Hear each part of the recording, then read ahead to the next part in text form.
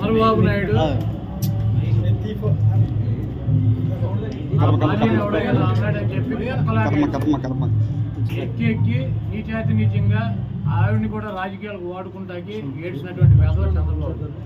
ఆ తెలుగుదేశం పార్టీ సారథ్యంలో నడిచేటువంటి Telugu Desam party social media TV9 Sankranti సంబరాలు అని చెప్పి ఒక ప్రోగ్రాం పెడితే ఆ ప్రోగ్రాంలో ఆవిడ హసీనా నాకు సోదరి, నన్ను పేరు నాని అన్న అని చెప్పి మమ్మల్ని పిలిచినటువంటి మా సోదరి ఈ ప్రోగ్రాంని కవర్ చేసినాక మేము భోజనానికి వెళ్ళేటప్పుడు ఎండగా ఉందని చెప్పి రామ్మ అంటే నా బండి ఎక్కి అందరూ చూస్తూ ఉండగా 100 అడుగులు నా బండి మీద వచ్చి నా కళ్యాణ మండపం దగ్గరికి వస్తే ఆవిడ మీద నీచంగి తెలుగుదేశం పార్టీ ఊరకొక్కలో ఈ చెత్తగా కోర్టు మన 3 రోజుల నాడు చెప్పింది రాజమండ్రి జైలుకి. ఆయనేమో రా కదలరా అని చెప్పి ప్రజలను పిలుస్తున్నాడు. ఆయనేమో కోర్టులో రా కదలి వెళ్ళు సెంట్రల్ జైలుకి. ఈ నక్క చిత్తులు కన్ను పని చేయట్లేదు, కిడ్నీ పని చేయట్లేదు, గోడి ఓడిపోయింది, ఇటువంటి సొల్లు కబుర్లు చెప్పకుండా నువ్వు చేసినటువంటి 420 కార్యక్రమాలకి రా కదలరా అని చెప్పి రాజమండ్రి సెంట్రల్ జైలు దీనికి ఆహ్వానం పలుకుతాయని త్వరలో కూడా వెళ్తాడు.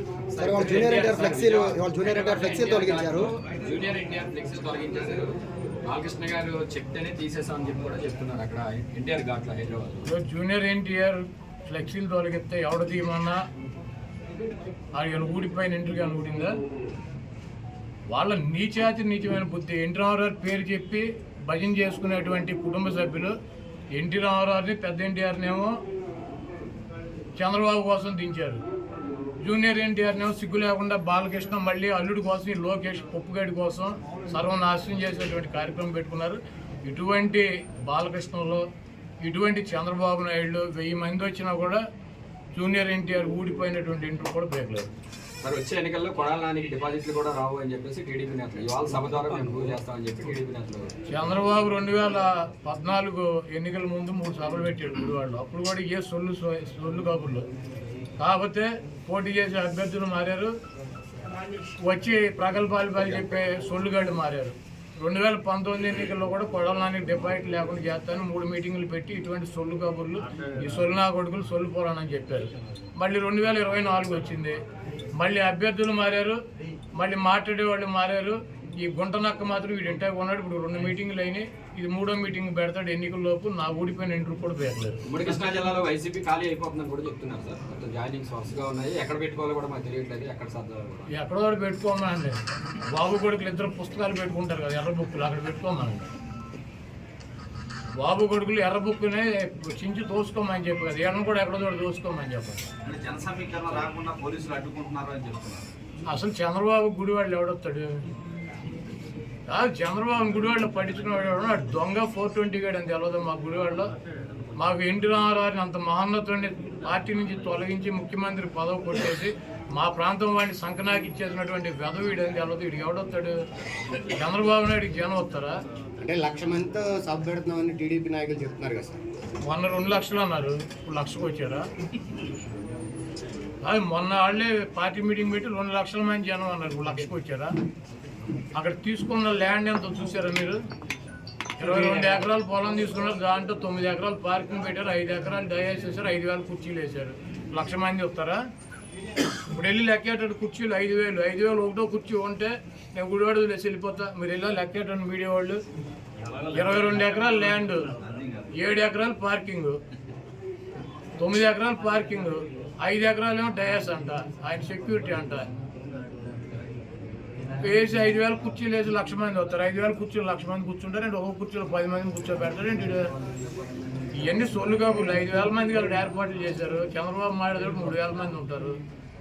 చంద్రబాబుకి ఆయన ఋత్విక్ రోషన్ ఏంటి ఓ జగబడి వచ్చేటకి ఈ సొల్లు కానీ నా చిన్నప్పటి నుంచి చూసి సొల్లు కబుర్లు, సొల్లు పురాణం ఇవన్నీ ఈయన మా వాళ్ళకి చెవుల్లోంచి రక్తం గారిని చంద్రబాబుని పట్టించుకున్నాడు గుడివాళ్ళు ఎవడు ఉండడు. అంటే మీరేమో ఏమీ లేదంటున్నారు. ఒక పక్కన బాలసారి గారేమో జనసేనలో చేరుతున్నారు, బాలసారి గారు టీడీపీలో చేరుతున్నారు. ఎందుకని ఇట్లా వెళ్తున్నారు? జగన్మోహన్ రెడ్డి గారు నిన్ను టీవీలో, నువ్వు ఏ టీవీ?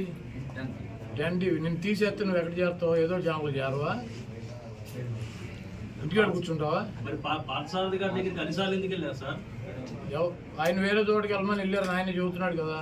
కాదు సార్, పార్థసారథి గారి దగ్గరికి ఎవరు వెళ్ళారు? వైసీపీ లీడర్లు పార్టీ వీడి వెళ్ళొద్దని చెప్పి ఎవరు వెళ్ళింది ఎవరు? అయోధ్యరావు రెడ్డి గారు నేను కూడా వెళ్ళా. ఎందుకన్నా మనందరం కలిసి ఉన్నాం కదా, కలిసి ప్రయాణం చేద్దామని చెప్పి. తీసేశారన్నారు కదా. అవునే, ఆయన తీసేసాడు, మేము ఉన్నామని అడుగుతాం. పీకేసేది మేము కాదు కదా. కలిసి ఉందాము అన్ని చోట్ల, ఇప్పుడు దాకా కలిసి ఉన్నాం కదా, కలిసి ఉందాం, తొందరపడమా కానీ చోటకి వెళ్తాం. వెళ్ళే వాళ్ళందరూ పీకేసిన వాళ్ళు వెళ్తున్నారండి పార్టీ పక్కన. మరి ఎవరు వెళ్తారు? కాదు, ఎవరు వెళ్తారు? జగన్మోహన్ రెడ్డి గారు సీట్ ఇస్తానంటే నాకు వద్దు, జనసేన తెలుగుదేశం మా జలది ఏ పార్టీకి వస్తే సీట్ ఆ పార్టీలో చేస్తామని చెప్పి వెళ్ళేవాడు వాడు ఉన్నాడా? అది జగన్మోహన్ రెడ్డి గారు పీకేసిన వాళ్ళు తప్పించి, పక్కన పెట్టిన వాళ్ళు తప్పించి ఎవరు వెళ్ళారు చెప్పండి, వాడి పేరు చెప్పండి. జగన్మోహన్ రెడ్డి గారు నేను సీట్ ఇవ్వను, నీకు బాగాలేదు అని చెప్పిన వాళ్ళు తప్పించి ఎవరు వెళ్ళారు చెప్పండి, వాడి పేరు చెప్పండి. లేదు మాకు చంద్రబాబు దగ్గరికి వెళ్తామని చెప్పి వెళ్ళినాడు ఎవడు, ఒకటి పేరు చెప్పండి. పీకేసిన వాళ్ళు ఇప్పుడు మిమ్మల్ని ఒక ఛానల్లో పీకేస్తే ఇంకో ఛానల్కి వెళ్ళరా? ఉద్యోగం మానే సిటీకొని కూర్చుంటారా? అంటే ఈ ఓట్ల కసరత్తు వ్యవహారం, సీట్ల కసరత్తు ప్రారంభించక ముందే నలుగురు ఎమ్మెల్యేలు వెళ్ళిపోయారు. వాళ్ళకి అప్పుడే చెప్పాడుగా, అసెంబ్లీ అంటే ఎమ్మెల్సీ ఎన్నికల్లో మేము తీసుకెళ్ళి లోపల తీసుకెళ్ళి సర్లే చూస్తానని చెప్పమంటే నేను సీట్ ఇవ్వనని. మీరు రామాయణం అంతా రావుడు సీత ఏమవుతుంది నేనేం చెబుతాను. కాదు, 4 ఏళ్ళు ఆ నలుగురికి అసెంబ్లీ జరుగుతూ ఉండగా ఓటేసే ముందు నలుగురిని తీసుకెళ్ళి ముఖ్యమంత్రితో మాట్లాడిచ్చారా?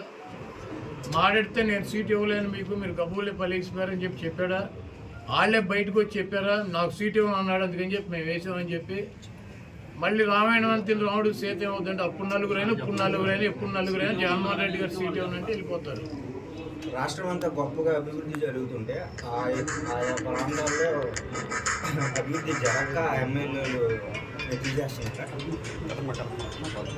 ఇప్పుడు మీ ఛానల్లో నిన్ను తీసేశారు అనుకో, అదే మీ ఛానల్ పనికిరాందని నిన్ను తీసేసినట్ట, లేకపోతే మీ ఛానల్ సరిగ్గా వార్తలు వేయట్లేదని నిన్ను తీసేసినట్ట. ఉచిత పథకాలు నేను అడిగేదాన్ని సమాధానం చెప్పు. ఇప్పుడు నీ ఛానల్లో నేను తీసాను నేను ఒక్కనే, అంటే మీ ఛానల్ సరిగ్గా వార్తలు చూపించట్లేదని, మీ వార్తలు సరిగ్గా కవర్ చేయట్లేదని, మీ ఛానల్ పనికిరాందని నేను తీసేసినట్ట. ఇప్పుడు బిహేవియర్ ఉంటుంది, ఒక ఎమ్మెల్యేనైనా ఒక ప్రజాప్రతినిధి అయినా బిహేవియర్ ఉంటుంది. లేకపోతే సామాజిక సమీకరణాల్లో అక్కడ ఉన్నటువంటి సామాజిక సమీకరణలో మిగిలినటువంటి వాళ్ళకి అవకాశం వచ్చినటువంటి పరిస్థితి ఉంటుంది. ఇదన్నా ఒక రాజకీయ పార్టీ ఒకరినే పెట్టుకుని 365 రోజులు ఇక ఎలక్షన్ వచ్చేటల్లా అతనికే సీట్ ఇవ్వాలని రాసి ఉందా? తెలుగుదేశం చంద్రబాబు నాయుడు అడిగెత్తాడు, ఇప్పుడు నలుగురిని మార్చాడు నా మీద. ఇప్పుడు వెళ్ళి అడగండి. అదే ఇప్పుడు నేను 4 కూర్చొని 1,00,000 మంది కూర్చుంటే నేను ఒక కుర్చీలో 10 మందిని కూర్చోబెట్టాను. ఇవన్నీ సొల్లుగా 5,000 మంది అక్కడ ఏర్పాట్లు చేశారు. చంద్రబాబు మాట్లాడు 3,000 మంది ఉంటారు.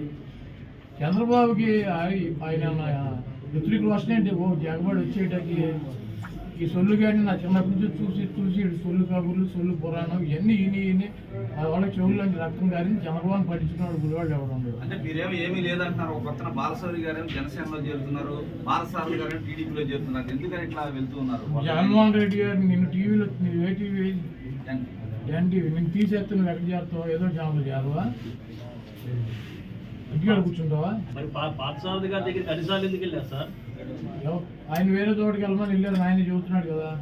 కాదు సార్, పార్థసారథి గారి దగ్గరికి ఎవరు వెళ్ళారు? వైసీపీ లీడర్లు పార్టీ వీడి వెళ్ళొద్దని చెప్పి ఎవరు వెళ్ళింది ఎవరు? అయోధ్యరావు రెడ్డి గారు నేను కూడా వెళ్ళా. ఎందుకన్నా మనందరం కలిసి ఉన్నాం కదా. ఎన్టీ రామారావు చనిపోయి 25 సంవత్సరాలు అయింది.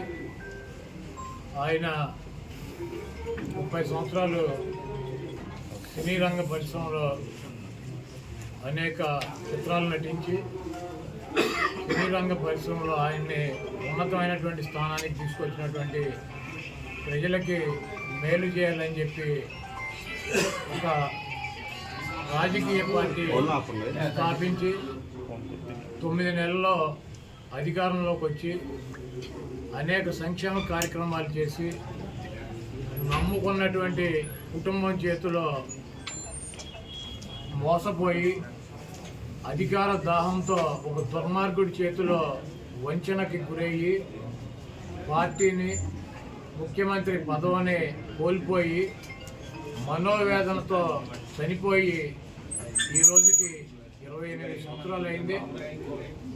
ఎవరైతే ఎన్టీఆర్ పనికిరాడని చెప్పారో, ఎవరైతే ఎన్టీఆర్ దుర్మార్గుడని చెప్పారో, ఎవరైతే ఎన్టీఆర్ని పార్టీ అధ్యక్ష పదవి నుంచి సస్పెండ్ చేసి పక్కన కూర్చోబెట్టారో, ఎవడైతే ఎన్టీఆర్ని ముఖ్యమంత్రి పేరు నుంచి దించి అధికారంలోకి వచ్చాడో వాడే ఆ గజ దొంగే 28 సంవత్సరాలు అయినా కూడా ఎన్టీఆర్ బూట్లు నాకే పరిస్థితి ఎన్టీఆర్ కల్పించాడు.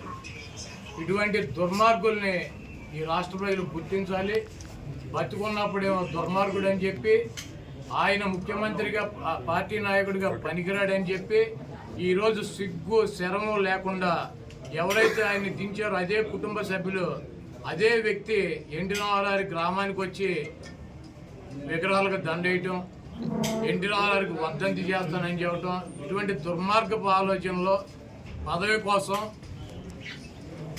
ఆయన పేరు చెబితే 4 ఓట్లు వస్తాయి అన్నటువంటి ఉద్దేశంతో ఆఖరికి చంపినటువంటి వ్యక్తులే, పదవి నుంచి తొలగించినటువంటి వ్యక్తులే ఆయన పొగుడుతూ కీర్తిస్తూ ఈరోజు తిరుగుతున్నారంటే ఈ రాష్ట్ర ప్రజలు ఇటువంటి వ్యక్తులను ఎటువంటి నక్కజిత్తుల వ్యక్తులు కూడా మన రాష్ట్ర ప్రజలు అర్థం చేసుకుంటారు. ఇటువంటి చంద్రబాబు నాయుడిని ఈ రాష్ట్ర ప్రజలు తెలంగాణలో పూర్తిగా నిర్మూలించారు. ఆంధ్ర రాష్ట్ర ప్రజలు కూడా 2024లో నిర్మించడానికి సిద్ధంగా ఉన్నారు.